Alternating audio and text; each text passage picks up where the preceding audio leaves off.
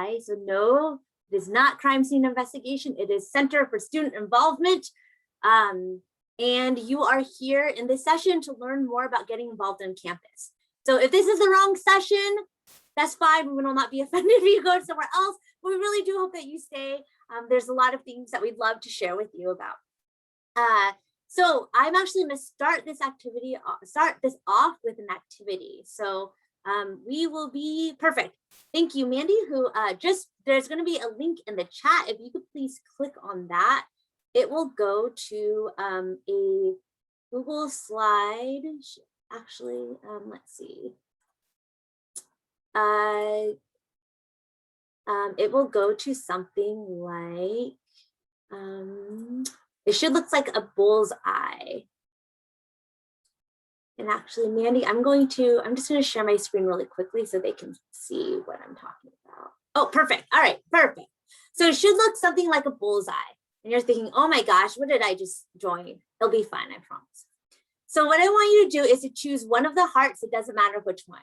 You want to make it bigger, go for it. If you want to change the color, go for it. You want to put your name on it, that's fine. You could do whatever you want. Just don't choose the same heart as someone else, okay? So go ahead and do whatever you want with the heart. And the whole objective of this activity is to talk about comfort zone. So you could think of it like, okay, so I'm just going to move one of the hearts right now. So see that heart in the middle, that one's mine. So comfort zone is like you're laying in bed watching Netflix and that's like super comfy. You slept in, right? Yay, awesome. Maybe you're eating like ice cream at the same time with a puppy. Why not? Courage zone for me could be, for example, doing this presentation where I'm not quite comfortable, like I'm sitting in bed, like I'm being judged by like 17 other people. Everyone's watching me talk. So it's like, I'm a little nervous, but I'm not feeling like a bear's chasing me. You know, I'm feeling fine. I'm feeling pushed, but maybe a little bit nervous. The terror zone, which is this red area that I just put my heart in, is like I'm being chased by a bear. Like I'm not thinking about learning and growing and when I'm feeling nervous, like all I'm thinking about is I just don't want to die. Okay, that's like terror zone. So with your heart that you have selected, and some of you have made colors and very pretty, so I appreciate that. I'm going to name a couple of different types of situations and you're going to tell me what zone that would be in for you. So we'll start off with, if you were me right now, if you were giving this presentation, what zone would that be in? Put your heart in it. It would be your comfort zone, your courage zone, or terror zone. So go and put your heart in whatever zone that would be personally for you. So it looks like some people are very terrified and would feel like they're being chased by a bear. Others would be like in the courage zone, like, you know, you'd be feeling a little nervous, but you can, you know, you could do it. No one feels comfortable. So I'm glad you all can relate right now. Okay, so I'm just gonna name a couple other scenarios. Again, we're just gonna move our hearts into different areas. So what about sharing your Instagram handle in the chat right this second? Would that be in your courage zone, your comfort zone, your terror zone? How would you feel about that? Go ahead and move your heart into what it is. Looks like a lot of people would be very comfortable with that, right? Awesome. Well, I hope you all do share that because part of connecting with each other is always a great thing. So I welcome you to do that. Just throw it out there. What about asking someone out that you're attracted to?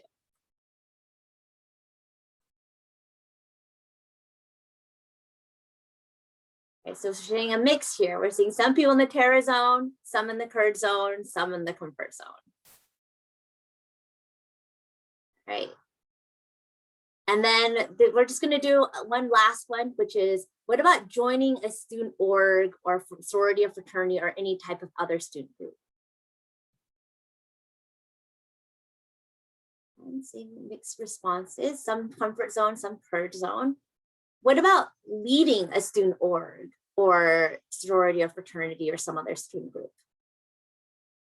Okay, some people's courage zone, some comfort zone. We're seeing some people move. Perfect. What about starting your own org?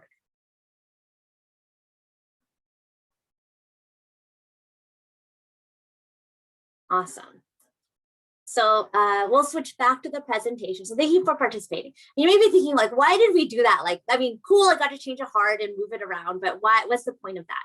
And the thing is, if you think about all of the big lessons you've learned in life, you are never in the comfort zone. You can be super comfortable laying in bed watching Netflix with your puppy and ice cream, but you're never really going to learn. And when you think about every time you've really learned in life, it was always when you were in that courage zone. Now, we don't want you in that terror zone where you feel like you're being chased by a bear, but you were always being pushed a little bit. You're a little bit nervous. You're a little bit anxious. Not, again, so much that you're fearing for your life, but just a little bit. And so I want you to think about that throughout this presentation, but also throughout the rest of the year, because I'm going to be telling you a lot about a lot of different opportunities along with my colleague Mandy. And some of them might sound a little scary. Some of them might sound like, you know what? I don't know, joining a student group sounds really terrifying, or being paid to help host a workshop, like that sounds scary. And I just would prefer to lay in bed and eat ice cream watching Netflix. But the thing is that you're not going to learn and grow unless you are in that courage zone. So right now, we're just going to take 1 minute, and I would encourage all of you just write down at least one goal that you have for this year that's going to get you in that courage zone. It could be something that you want to learn. It could be something that you want to do. And again, we're not thinking something that's comfortable for you per se, but something that's going to stretch you and grow you. Okay, so let's give you 1 minute right now, and then we'll start our presentation.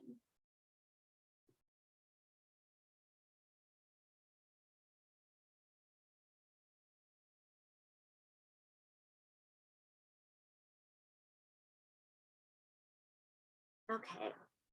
So as I'm telling you about all of these opportunities, and Mandy will be as well, I want you to start thinking about like, how will these opportunities help whatever goal you wrote down? So maybe you'll hear about workshops like, oh, maybe I want to be a student leader by the time I'm a senior. Maybe that there's plenty of opportunities that will present to you that can help you with that goal. So kind of just make a footnote if there's something that can help you with that goal that you hear about throughout this presentation. So as I already mentioned, the Center for Student Involvement, or also known as CSI, I'll be calling it CSI because Center for Student Involvement is kind of long. So again, not crime scene investigation, but Center for Student Involvement. We have 4 main areas, which I'll be talking about. We'll also be talking about paid student positions. So yes, cha-ching, we actually do hire students. But first I'm going to introduce my awesome colleague, Mandy. Mandy, go ahead and introduce yourself. You want? Thanks, Emily. So I'm Mandy. I go by pronouns she, hers. I'm the Office and Project Coordinator for the Center for Student Involvement, for CSI. So really what that means is you'll see me in the front of the office. You'll see me around campus at presentations, at the farmers market when we can get that back up and running. You'll also see me responding to you if you email to get involved UCSD email address, or if you reach out to us on Instagram, you'll be able to message me there. So anytime that you have a question about CSI, you can get to me first too, and then I can always send you out to the other areas that we're going to be introducing now. There's a lot of content and a lot of people to get to know and love in CSI, but if you ever need anything, you can always start with me first. And then Emily, I'll send it back over to you. So I'm Emily Louie. Some of you obviously already heard me. I'm the International National Community Service Program Manager. You'll hear about what that means later on. So haha, you had to wait till the end for that. But I'm going to bring it back to Mandy about the mission for the Center for Student Involvement. All right, so the mission of CSI is to help students to find a place of belonging and personal growth and become experienced citizens and leaders. We're a campus-wide office, so our services and programs are for all students. We serve students from all 7 colleges. If anybody here is 7th college, that's exciting, as well as graduate students. So this includes everyone here that's joining us. And so the Center for Student Involvement actually has 4 different areas. So it can sound confusing because you're like, what? I joined this presentation to learn about community service and they're talking about student orgs, or I wanted to learn about sorority and fraternity life, and now they're talking about all these communication workshops. So the important thing to know is that we offer a bunch of different things. You could think of them as 4 broad categories, and you're going to learn about all of them. You're welcome. You got 4 in 1. So the different areas are student organizations and events, communication and leadership, sorority and fraternity life, and community service. So I'll start off by talking about student organizations and events. Give a reaction if you know what a student org is. So it can be any reaction, you get to choose. It can be the crying face one, and even then I'll accept it. So does anyone, so no one knows what a student organization is? I don't see any reactions. This is a good time to go outside your comfort zone. We had a thumbs up in here. All right, there we go. Thank you. I appreciate the thumbs up. All right, so some people know what a student organization is. I'm going to assume the rest of you don't. So a student organization is basically if, let's just say myself and Mandy and two of our other friends were like, you know what? We all really like, I don't know, painting nails. And we want to get resources and find other students that also really like painting their nails. And so we can be like, we're going to start the nail painting club of UCSD. So we can register and we can like add some infrastructure to help organize ourselves. And then other people that also like painting their nails can also join, and we can get funding. Yes, you get money from campus that'll actually support us in buying, I don't know, nail polish or whatever activity we're trying to do. You could reserve rooms, you could do all sorts of things. And so student organizations are basically, think of it as hubs of finding people that have the same interests as you. And so it can be anything. It could be fellow students who want to go into business. It could be students that are into gaming. It could be students that like to eat lettuce. There's literally a lettuce eating club. And so there are all kinds of student organizations. So it's a good way to find people that you know, have similar interests. So there are over 500 registered student organizations. So there's a ton that already exist. So if you have something that you're interested in, the chances are it already exists in some capacity. There's 20 different categories. So educational, cultural, media, health professions, there's a school newspaper, there's a radio, there's all sorts of dance. There's all kinds of orgs. And then the other thing to keep in mind is that if you look through the list of student organizations and you're thinking, you know, what I really care about are painting nails on puppies. Cool, and nothing exists for that. Then what you can do is start your own student organization. You literally just need yourself and 3 other friends. That's it. And so that is always an option too. But student orgs are supported by CSI staff because they get an advisor. We have one-on-one advising for them available. So for example, if your org needs more funding or is having trouble finding members or just whatever issue comes up, we can help you with that and help you be as successful as you can with your organization. Also, our office coordinates like really fun, engaging activities like Welcome Week. So that's the first few weeks in fall where everyone comes and learns about campus.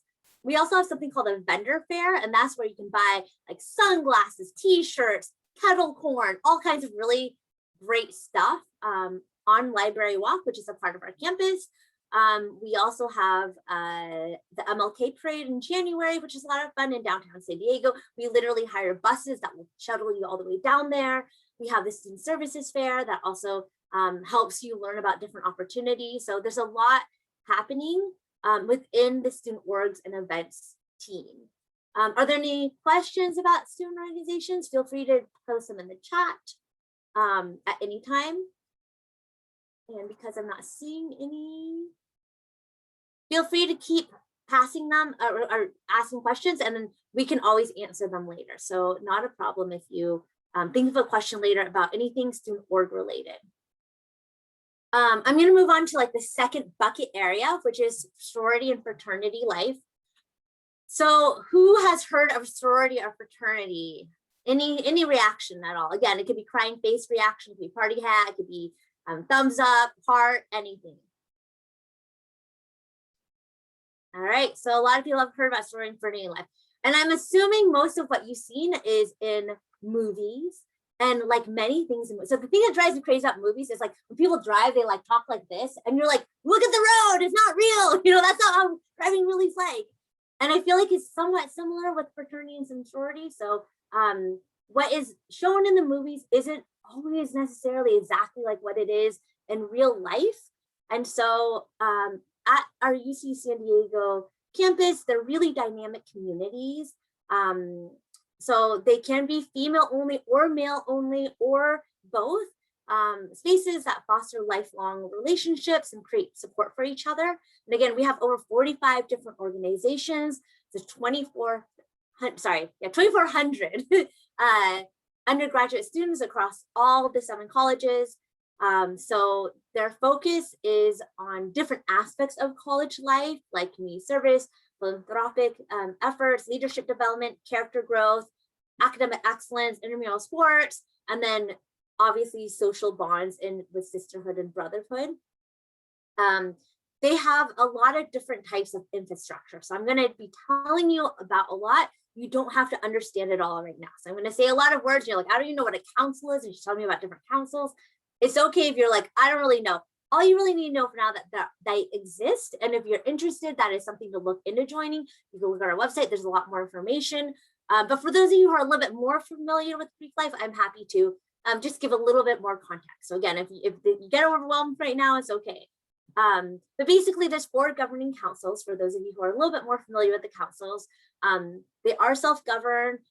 They do support their chapters, and they host community-wide events such as Sorority and Fraternity Life Awards, Sorority and Fraternity Life Pride, and they have leadership retreats, and they have joint community service projects, which is pretty cool. They're open to all students from all backgrounds and experiences, and each council and organization manages their own process for membership. There's all kinds of different types of fraternities for male identifying students. So for example, the Inner Fraternity Council celebrates membership with the Muslim fraternity and Jewish-based fraternity and the engineering fraternity.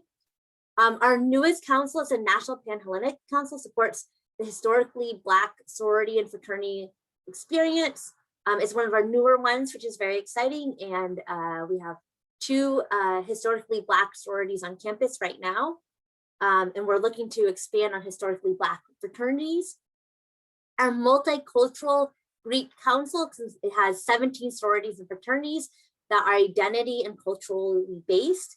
So for example, they bring visibility to Latinx, Asian American, Armenian cultures, and many others. And they also have progressive and gay men's fraternities. And then the Pan-Hellenic Council is a collection of 12 different sororities that are female identifying students. And they work together to empower women as they navigate UC San Diego. And again, if you're like, I don't even know what a council is, that's totally okay for now. You just need to know that it's a way that sororities and fraternities are organized to help you find what you're looking for. Additionally, equity and diversity is a really strong pillar within this area. So we're really proud to host an equity and diversity inclusion peer ambassadors. These are paid sorority and fraternity ambassadors that create and deliver quarterly educational and engaging workshops to all the chapters on topics like focus on social justice and being knowledgeable, respectful, and being civil in the community. They have dialogues on current topics and again, offer a lot of educational resources for the entire sorority and fraternity life community. So that's just a very, very, very quick snapshot of what sorority and fraternity life is at UC San Diego. If you have any other questions, feel free to type them in the chat and we're happy to answer them at the end. So Mandy, I'm gonna turn it over to you. Thanks, Emily. All right, so I'm going to cover communication and leadership. So with our incredible communication and leadership team, students really can build confidence, develop leadership and public speaking skills, improve interpersonal and intergroup skills, and really just kind of level up their professional communication. Communication and leadership programs complement the academic experience. More specifically, CNL aims to support students in the development of dialogue and cross-cultural competencies and knowledge of diversity, equity, and inclusion and social justice. We work really well with a lot of other departments, and so you'll see a lot of these programs pop up throughout the year that are really relevant to what's going on campus and in the world. And it's really great to see as many students get involved because that really does shift the dialogue. Part of these workshops that you have the option to join, there's 90 workshops that are offered throughout the year just within iLead alone. Students engage in a variety of topics based on their interests and even just their schedule, because the schedule is really distributed out. Everybody has classes at different times, and so you'll be able to find something that'll match for you. Quarterly seminars, they offer students a cohort learning environment to get experience and in-depth knowledge on specific communication or leadership topics. So there'll be different topics and areas, so you can kind of keep an eye, especially even on our Instagram account or on the Virtual Student Union, to get an idea of what's being offered throughout the quarters and throughout the weeks. These dialogues, they really just provide a space for students to engage in open and supportive conversations on diverse and sometimes controversial topics. Dialogues foster open and supportive spaces for people to talk about their differences, develop empathy, and enhance your perspectives. There's a lot of different questions that students have, and that sometimes can help us frame the programming that we have. So if you have any thoughts or any topics that you'd like to see from us this year, throw them in the chat so I can send them over to our communication and leadership team. You'll also see presenters from other offices and other parts of CSI. So getting involved in these workshops and presentations is also another great way to get to know more friends in CSI who are always connected in a lot of other places as well. If you have any questions, like I said, throw them in the chat, or if you want to see any presentations. And with that, Emily, I'll send it back over to you. Awesome. And again, I can't enough express like how valuable the communication leadership department is. They offer a lot of workshops that kind of fill some gaps, like things that I know, like I wish that was covered when I was in college. So for example, there's a workshop I teach about rejection proofing yourself. And I remember like how many things, like how many opportunities, both socially, personally, and professionally, that I didn't do because I just would reject myself before anyone else could. So I was like, I'm not even going to apply because I'm not going to get it. And so, or I'm not going to even talk to that person because they probably don't like me anyway. And so like that was just a topic that I know resonated with when I was a college student. And so I just created a workshop for it. And so there's a ton of workshops like that. You can learn how to be a change maker. You can learn how to help your resume. You can learn about equity-minded leadership. So there's a lot of really, really great topics. And the nice thing is that you don't necessarily have to commit to anything. You can kind of just show up and go to the workshop and then be done. Or you can continue on and you can get a stamp and a certificate, and there's this whole long program. So I encourage you to join that. The last area is community service. So this is actually where I reside. This is my home. So you could think of community service as having three different areas, right? So when you think about community service, there's short-term opportunities, like I just want to go to a beach cleanup and be done. There's ongoing opportunities. So for example, yeah, I would want to tutor kids for a year, where you're ongoing and doing something local. And then this is my specialty area, which is national and international engagement, which means that, I want to go to Indonesia during my summer break and do a public health project, or I want to help do climate change research in Iceland.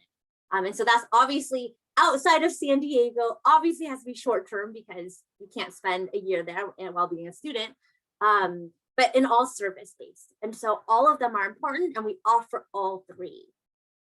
So again, keep in mind that we have all those opportunities.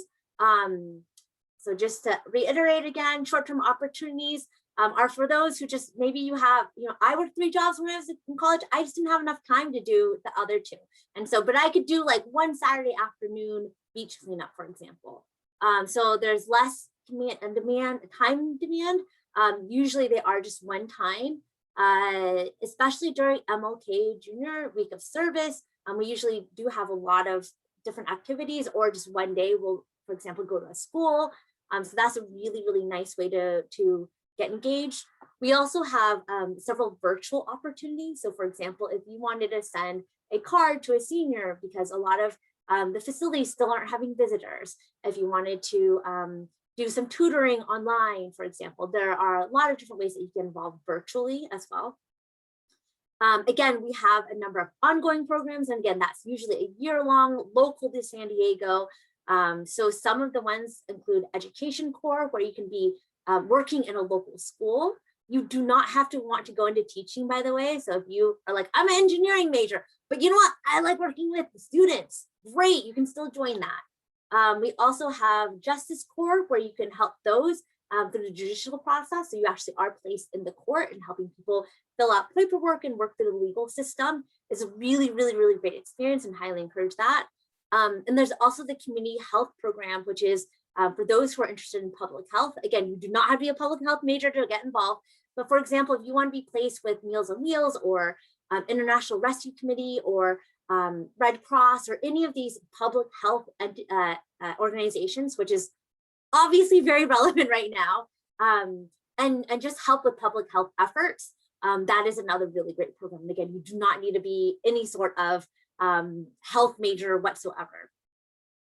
And then, of course, my area is, again, national international service. So I do run a program called Alternative Breaks. It is a year-long program, although for this year, it is only going to be a 2-quarter program. So you can join in the winter. We are only offering 1 trip for this year, but for the following years, we'll be back to our regular schedule. So we will be offering international trips and many, many more opportunities.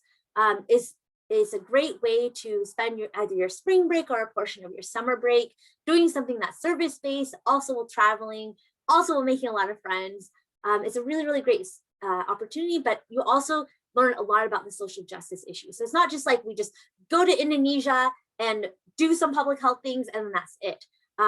You know, we spend a significant amount of time learning the background about the community, developing relationships with them, learning different skills that we'll be using during our public health outreach, then doing those things. And then when we come back, learning how we'll integrate those skills into our local community. And so there is a lot more to that program as well.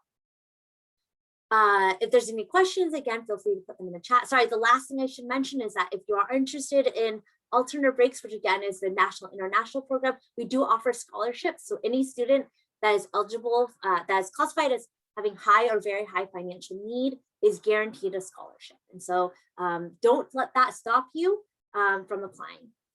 But I'm going to pass it on to Mandy, which, speaking of money, because we have some student paid positions. And so I'd love for you to hear about those opportunities. Woohoo, paid positions. So these are great because each position has unique requirements and works with different areas, but they're all really invaluable opportunities to work with our team and to gain knowledge about the university, work skills. It's a lot of, on-the-job training. So this is where not only are you learning hard skills like, maybe how to use an office printer, which, is a giant behemoth of a machine, but also the soft skills of working in an office or working in a larger team. So some of the positions that we offer are student office assistants. They also will work at the farmers markets. These are the ones that work with me. We have TICLI mentors. TICLI is the Triton Community Leadership. We also have dialogue ambassadors. And within Sorority and Fraternity Life, we have equity, diversity, and inclusion peer ambassadors. And lastly, we have SILCs. So if you're involved in any student orgs, these student involvement leadership consultants, that's why we call them SILCs for short, they actually work at the one-stop desk on the 3rd floor. So if you walk up the little green hallway staircase, they're going to be one of the first things you see. They're in a big round desk, a big one-stop desk, and they're the ones that'll help student orgs get started, find spaces, answer some questions about their student orgs, and connect them to our office as well. So they're not only a great place if you are part of a student org and need support, but if you're looking for a paid position, they're a really wonderful way to learn all about the university and get really an insider look too. I know that we have a couple positions that will be hiring this year and starting in the fall as well. So again, keep a lookout on our website and social media to see and the job postings within the university to see what we're offering. All right. So, oh, go ahead. Go ahead, Mandy. You're good. I was just going to add move on. a really common question I get about paid positions is, oh, how much experience? I've never had a job. I've only worked at a coffee shop. Totally okay. Still apply. Cannot encourage you enough. So you do not have to have hosted a webinar to apply for these positions. So just apply. So I cannot encourage you enough to apply. Yes, thank you for adding that.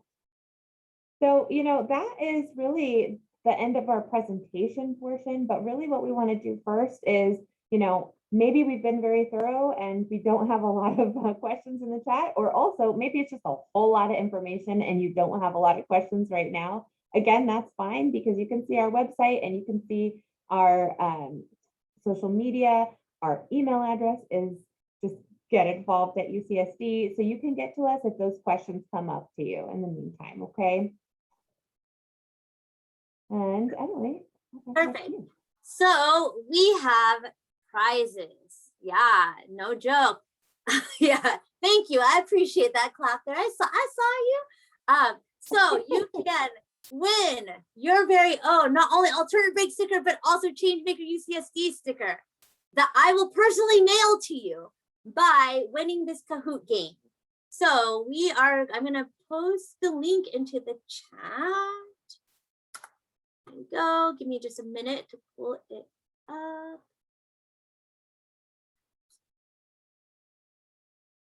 Okay. Oh, let's see. Sorry. Actually, hold on. You know what? The link that I just sent might not work. Sorry. Give me 1 second, everyone.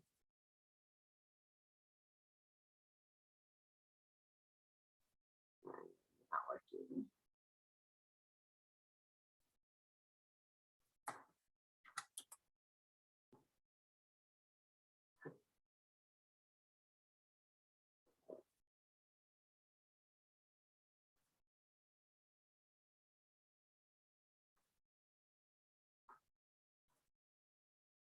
Oh.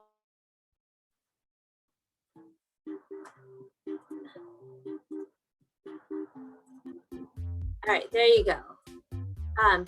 So if you go to kahoot.it, sorry, ignore the link that I put inside there. And those of you who saw that, please don't tweet. That was my bad. Go ahead and join Kahoot, www.kahoot.it. Perfect, thank you.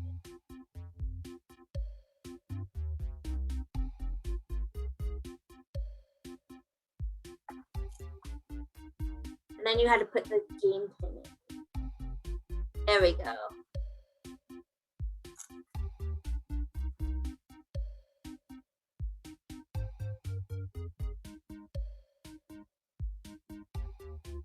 So all of these questions are based off things that we told you. So I'm expecting greatness. All right.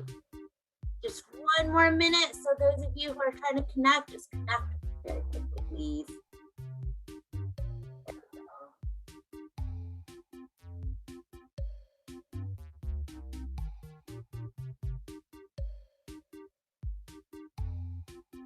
I love this like funky jazzy Kahoot music, right? Like the goofiest elevator ever. I love it. We got to get everyone primed and ready. Because again, I'm expecting greatness. Because we did such a good job on this presentation, right? All right, we're gonna start. So everyone get your best noggins ready. Because again, keep in mind, this prizes I'm personally gonna email or mail them to you. All right.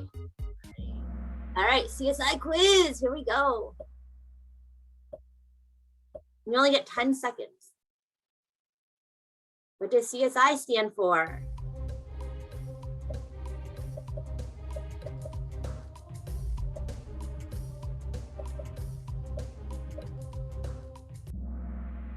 Awesome, most of you, Center for Student Involvement. Good job. So if you forget anything, you can always still Google us at Center for Student Involvement at UCSD, right? So perfect. All right.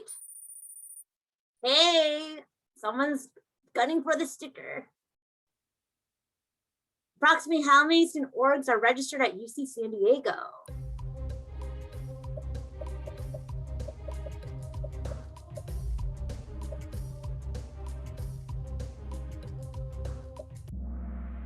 $500. Y'all really listened. Good job. I feel so seen. I mean, I feel so heard, I should say.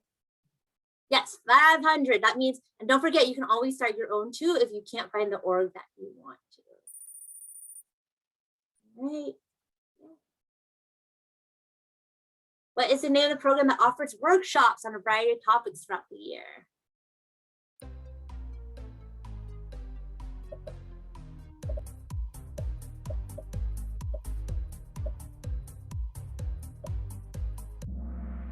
Perfect, iLead. So the answer was iLead. Okay, so remember, this is where you can attend a variety of topics. Again, equity, mind leadership, public speaking skills. So everyone who was like, I would not want to do what Emily and Mandy are doing, that's a great workshop for you. Again, the rejection proof one. I also teach one on change making, all kinds of topics. So definitely recommend for you to check that out. Again, low commitment. You could just show up. If it's terrible, just leave. So just something else to keep in mind. So again, the name of that program is iLead.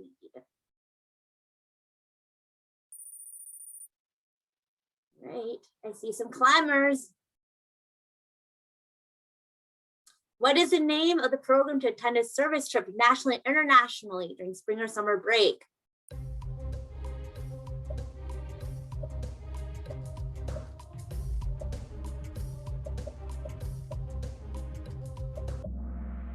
Alternative breaks. Everyone got it right. Keys to my heart. Again, it's one of the programs that I run. I love it. I definitely encourage you to check it out. It's a great way to not only learn about social justice issue, do some service, but also travel. So again, alternative breaks, and keep in mind, we do offer scholarships. So if finances is the reason why you wouldn't go, that's something just to remember, that we do offer scholarships. Ooh, new leader. All right. Y'all right. How many UC San Diego students participate in sorority and fraternity life?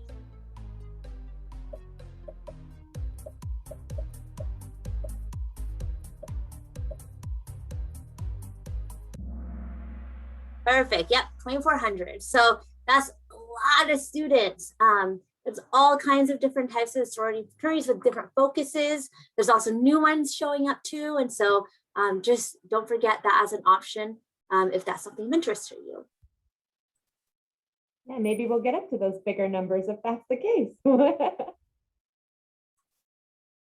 right, last question.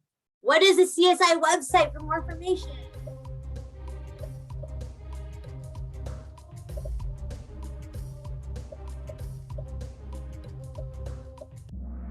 Yeah, perfect. So again, get involved at ucsd.edu. So throughout this presentation, you're thinking like, they said a lot of stuff. It sounded really interesting. I forgot the name of the program. It's totally fine because guess what? It's all on our website. And you know what? The best part is our Instagram handle is basically the same too. So get involved, UCSD. So just cut off the edu part and the dots, and then it's done. That's our Instagram handle. And so you can interact with Mandy. You can stay updated with the different events and different opportunities. Please follow us. We would love to connect with you. But again, if you forget anything, that's all you really need to know. But perfect. All right. Drum roll time for the podium. Yeah, good job, Leo. Good job. Good job, Anne.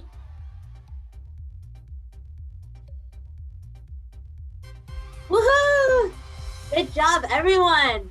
All right, so if the top 3 winners could, in the chat, if you feel comfortable, if you would like me to share with you, if you like stickers, let me know. Just go ahead and send me your name and mailing address, and I will mail those out to you. So are there any other last questions for now before we leave?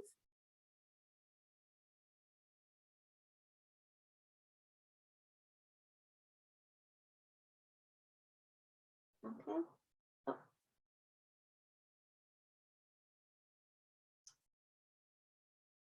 Great job, Leo, and get him next time. I love it. Perfect. Well, And so we will have events coming up in fall quarter, and Emily mentioned Welcome Week. So we do have a lot coming up. You'll see that, like we said, on our website and on our social media, where you guys could tell us this back to us at this point. But we'll be announcing all of that. We'll have an open house, and there might be some more goodies and merch to pick up and swipe when we're back on campus in the fall. So we're really, really, really excited to see you all. for sure. Well, thank you everyone for joining us. Again, the number one thing, well, two things to remember. One, get involved at ucsc.edu. So again, the website, all the information's there. But the other thing, actually the more important thing, is the comfort zone activity that we started off with. So again, just keep in mind that as you're going through all of your experiences, that you're only going to learn and grow if you're outside of your comfort zone. So as you're thinking about all these different opportunities and learning all these things, it will be tempted to be like, you know what, I'm good. I'll just stay at home and be in bed and eat my ice cream. And that's fine. There's nothing wrong with that, but you're not going to learn and grow. And so if you want to learn and grow, you do have to get outside your comfort zone. And we have a lot of different opportunities for that. So thank you so much for joining us. And we hope that you have a good day. Thank you, Mandy and Emily, for coming today and speaking to us. And thank you for everyone who came. And please remember to log in back tomorrow at 10 a.m. for our main session. Thank you, everyone. Have a nice day.